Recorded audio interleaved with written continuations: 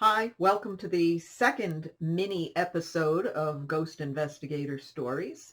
A lot of my cases in my books are very in-depth personal investigations and research. These are some of the little shorter ones, which lend themselves to short little videos. So here goes. This is in the town of Wallkill, New York.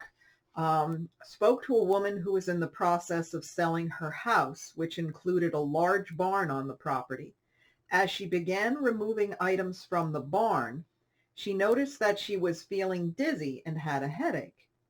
These particular items had once been used for a rather spirited stallion that had died many years earlier, and the uncomfortable feeling surrounding the area where they were stored progressed into painful electric shocks whenever someone was near. Now, this didn't set with the character of the horse. So was it something about the barn and not the items that belong to this horse? We shall see. Even the family dog staggered out of the barn one day as if he had been stunned and refused to go back in there. So as you know, dogs are very, very sensitive. And if they're sensing something and they feel alarmed, you might want to leave.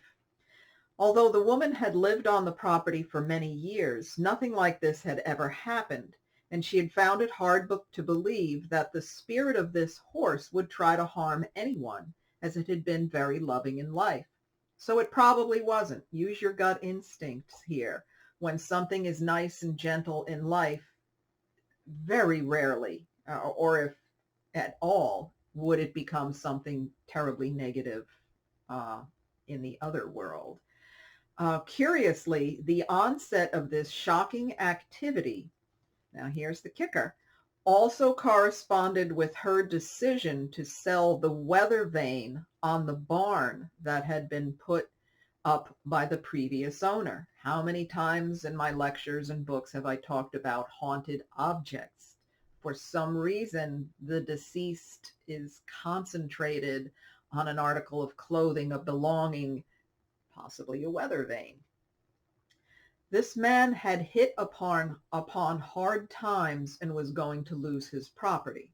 However, before that could happen, he died falling from the roof of the barn.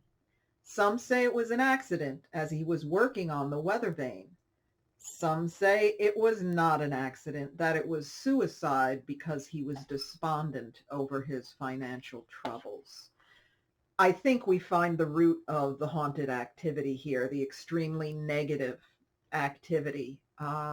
Whether it was accidental or not, it's something this spirit probably is regretting at this point. This is a huge hook for haunted activity, that regret holding you to that place. And here he lost his property, he lost his life, and the last straw perhaps was he was about to lose his beloved weather vane. I have since lost track with this homeowner, and she was going to sell the property. I have a feeling she probably just left the weather vane there. If she didn't, could that negative energy have transferred along with the weather vane if it was sold and relocated? Possibly.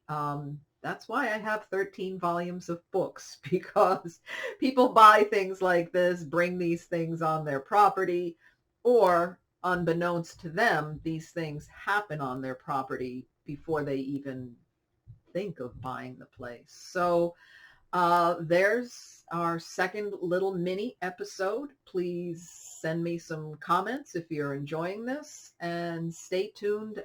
There's a lot more to come. Take care.